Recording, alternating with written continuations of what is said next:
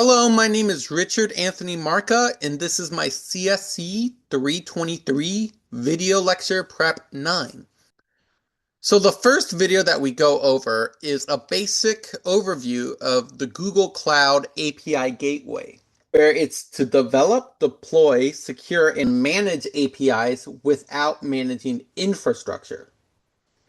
And the reason why we use an API gateway is to provide a single entry point for cloud functions, Cloud Run, and App Engine, which ensures consistent routing, authentication, and monitoring.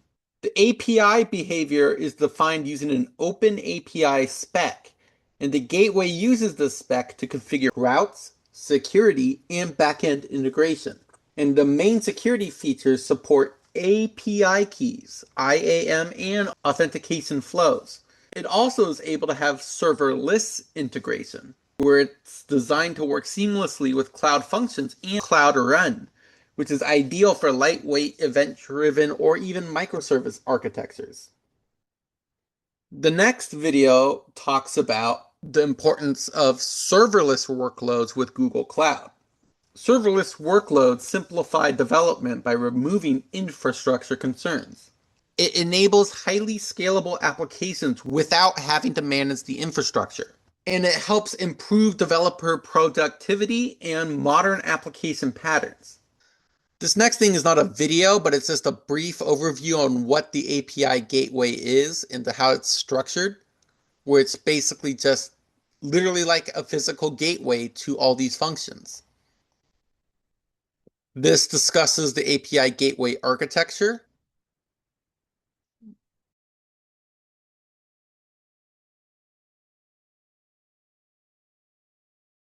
This document talks about an overview for OpenAPI with the two versions, discusses the benefits of OpenAPI. It even shows the two different structures for 2.0 and 3.x. Exploring Google Cloud API gateways with Google Cloud Function, which is more or less a repeat of the previous documents.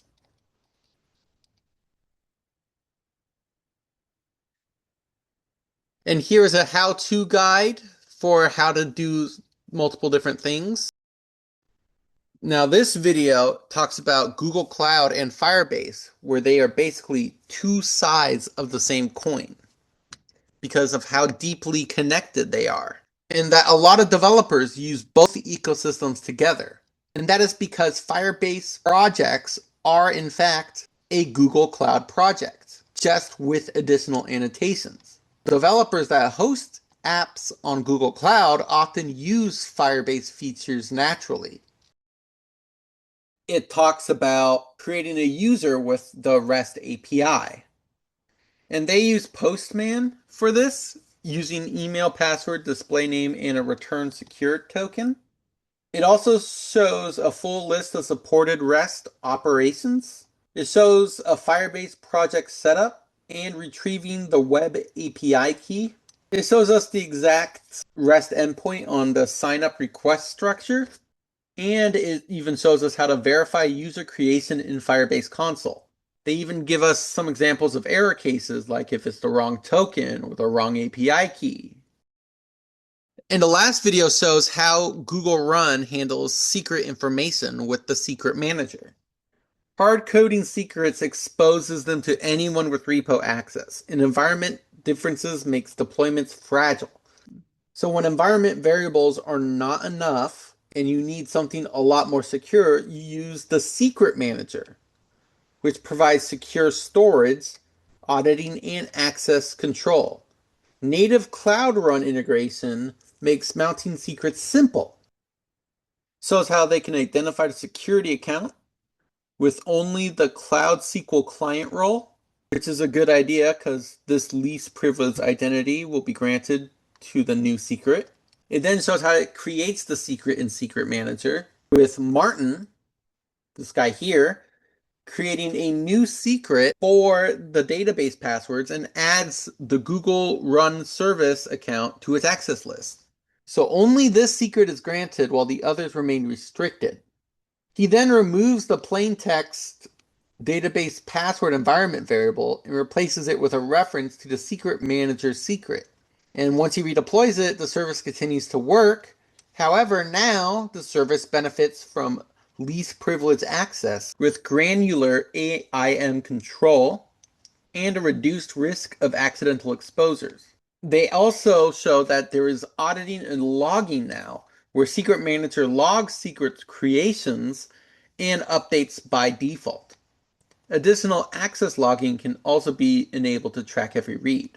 And if existing code expects secrets as a file, Cloud Run can mount secrets as file paths instead of environmental variables. They also give a third option, which is calling the Secret Manager client library at runtime, which always returns the latest secret value, which is useful when secrets rotate frequently.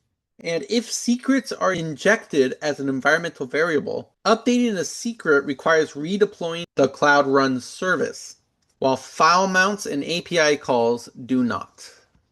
And that is the end of this video. Thank you, and I will see you in the next one.